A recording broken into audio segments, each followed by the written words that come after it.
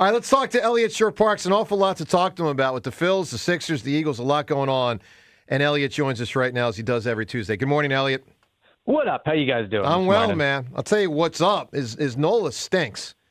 So, yeah. Eliot, did you think last night with yet another Nola implosion, did you think of the four names I thought of? Bradbury, that's James Bradbury, Howie Roseman, Bryce Huff, and Vic Fangio, and we can throw Sirianni in there. Look, they made the decision to not play these guys even though they were going to pay them, and I think it had a direct beeline to helping them win the Super Bowl. Did you make that correlation last night, watching Nola, realizing this guy cannot pitch in October? Yeah, I don't know if that was the main thought of my mind watching Nola pitch, but I think it's a good correlation for sure. Now, I think a difference is when the Eagles decided not to play Bryce Huff, when they decided not to play James Bradbury, they had other guys around them step up, right? Like they were able to not play Huff because that defensive line was so good and dominant. They were able to not play Bradbury because they had other guys in the secondary step up.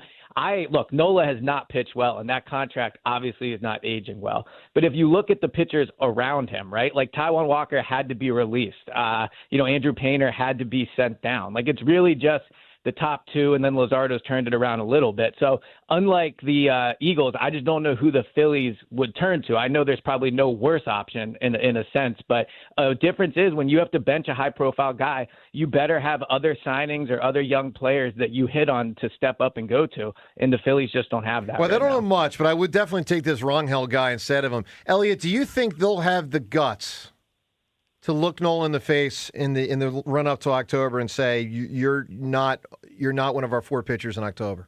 Well, and No. let me put it this way: No. if they haven't acquired someone. No, I don't think they will. I think they'll continue to pitch him. And again, I know that there could be other options, but I just don't know who you're putting out there at this point, especially in a big time game, right? Like again, you could acquire someone at the trade deadline, but ultimately, I do not think they will tell Nola to sit down. Is there a chance he himself decides, hey, this doesn't feel right. Going out every 5 days is just too hard at this point. I mean, it's borderline embarrassing, like maybe, but I don't think they themselves will stop him from getting the ball. I think maybe that's a lingering remnant of the Topper era. Do you think maybe that colors your feelings on that, Eliot? No, I just think he makes too much money to sit down. Like, I agree, and I do think the longer Mattingly has been the manager, the more we're kind of seeing some of the issues there were with Topper.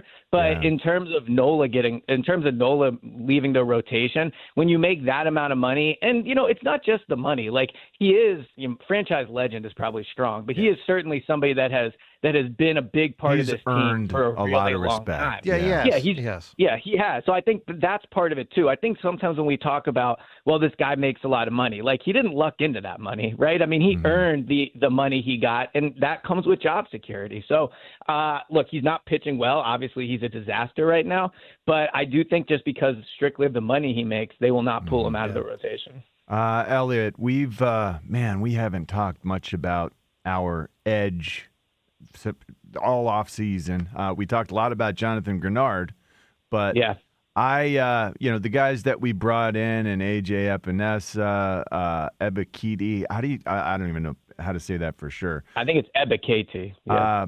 I like what they've put on tape in the past. I don't know how effective they'll be here, but the guys that we've had here, Jalyx Hunt, Nolan Smith, how much faith do the Eagles have in these players? It feels sort of like they've fallen through the cracks lately, especially this offseason.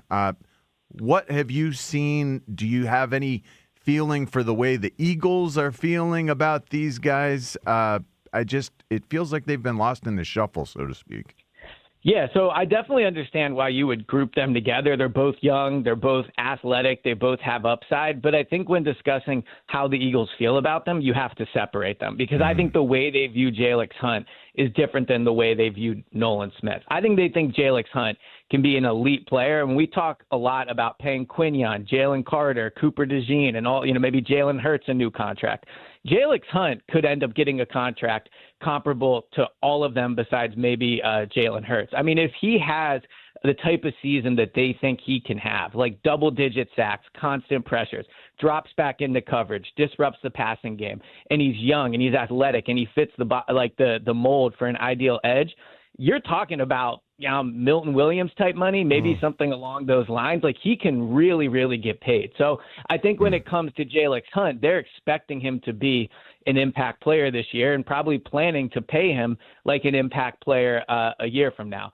Nolan Smith, I think, is on the exact opposite end of that spectrum. I think there's parts of Nolan that they like. They like the toughness he brings. I think they like he can be solid against the run. He has had stretches where he's been really good getting after the quarterback, mostly at the end of the 2024 season.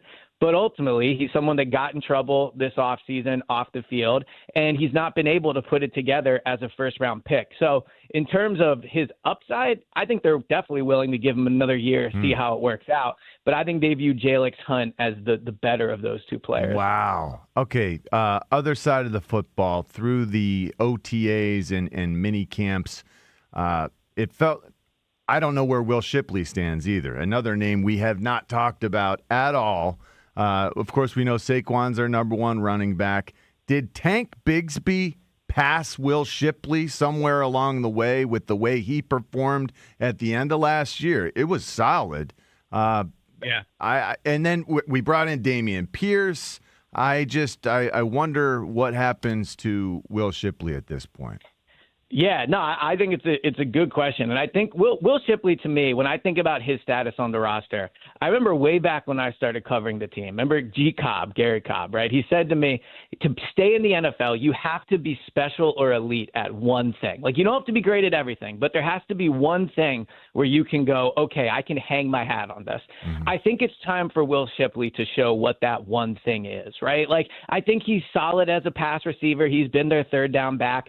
There's been times where he's carried the football and you can say, okay, there's a bit of a burst. I think it was the Bengals game. He had that long run and he's been a decent kick returner. But I don't think so far in his career he has shown what his special elite skill is that will keep him on the roster. Like, you watch Tank Bigsby run, and you can just see right away, like, the way he carries the ball is different than Will Shipley. Just the physical size he has, the speed, the ability to run through tackles. Like, he has special qualities.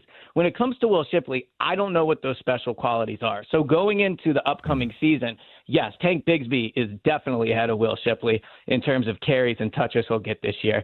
I do think Will Shipley will make the roster over Dameon Pierce, Elijah Mitchell, like the veteran-type guys they brought in. But I think it's a big training camp for Will Shipley for sure. Eliot with us right now. Eliot, let's talk about someone who's not here. And you covered CJ GJ for 2 years, and obviously he was back in the news again this week.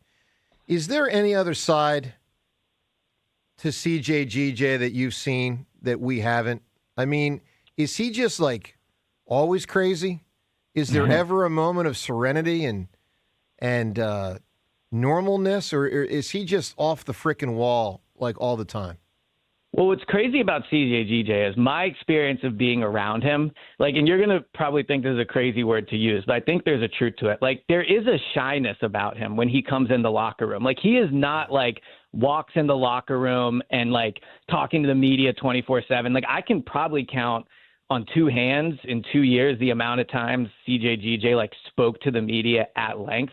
So I think that when it comes to CJ GJ, there's two different sides of him, right? And there is the side that you see out on the field. There's the side where he really starts giving an interview and going, like, where he lets things off of his chest. But there also is a side of, like, the teammates really like him. And, like, I remember prior to the Super Bowl, him going around and giving teammates jerseys from when, I think it was when they were in high school, right? Like, there is a side to him that teammates really relate to and like. So he is definitely one to say things, right? We're seeing that. And I think to a certain degree, I understand why he feels the way he feels. Like, he has been a successful NFL player and he constantly is on new teams. But much like A.J. Brown, like, that's his own doing, right? Like, he has caused the problems that kind of have kept him from being an elite top-paid safety. So, yeah, he's a complicated guy, but he is somebody that when he talks, like, I am fully captivated. Well, that's good to hear. And it's interesting because, John, that reminds me of T.O. a little bit. There was a shyness to T.O. And people talk about early Dennis Rodman, that there was a shyness. You would never think Dennis Rodman was shy, but the word is in his Detroit years, He was a shy guy. Wow. And sometimes there's stuff in these guys' backgrounds that, for lack of a better phrase, mess them up. Sometimes in order to have the when explosive... he would speak to the interview, when he would speak to the media in Philly, like half the time he would be sitting down and almost like looking at the floor, right? Wow. Like he was not like Mr. stand up and like shout to the whole locker room guy. There were times where he was like that, right? Where he would come in and you could tell. But for the most part, I think, to your point, Joe, like he definitely has things, and I think frustrations with his career that you can kind of see on his face sometimes.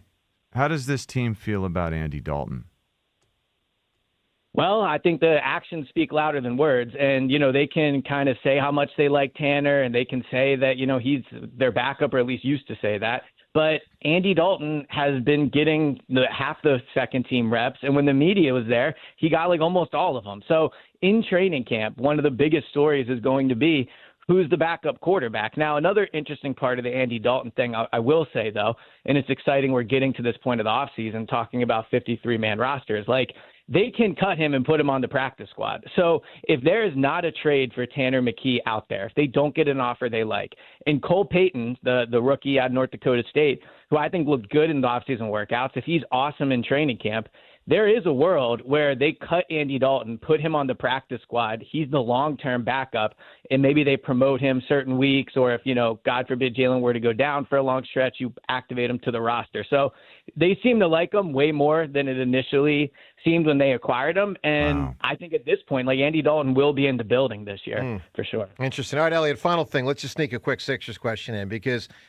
the league is getting hot and heavy now with the offseason stuff. I mean, we're seeing John Morant got traded, and LeBron and AD might go to Golden State, and all this stuff's happening now. There's only two things that really matter with the Sixers player-wise. It's not about signing a $5 million guy. They have no money. Whatever. In your world, in your mind, should they try to trade Embiid? Should they try to trade Maxey? So I think they have a little more money than you're giving them credit for. I think they can spend up to $15 million a year on a player. But I mean, I'm just saying. Yeah, that's the old $5 million. It's still it's a marginal player.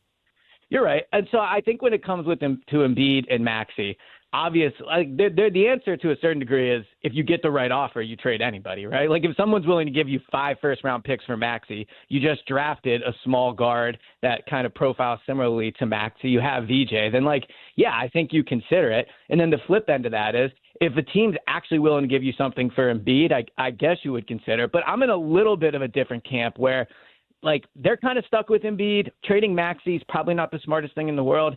And I think they can compete next year. They did win a playoff round this year. I think that in retrospect, that Knicks loss does not look as bad as it felt at the time. The Knicks blew a lot of teams out. The Knicks fans took over a lot of stadiums. So they kind of just in retrospect ran into just a buzzsaw of a team. So that's why Joe was sporting his Knick paraphernalia yesterday, Eliot. Well, I mean, as a Villanova-based team, I would think most people would be rooting for the Knicks, but apparently we got our answer as to whether Nova's a true Philly school or not. At least we got that. Debate settled. I can only imagine if it was Temple people who Rhea would be rooting for, and I'd be right there along with her, right? I wouldn't root for them if they played for the Knicks. No, if it was all Temple Owls, you're telling me you wouldn't be I would not root for them if they played for the Knicks, Eliot. Jeez. It's very simple. Well, really not that complicated. I don't know. One day we get to see what happens there. It's not that complicated. I don't root for other teams, unlike you losers. All right, Eliot, stay well, my man. You made us laugh at the end. Thanks, pal. Thanks, Eliot. That's good stuff.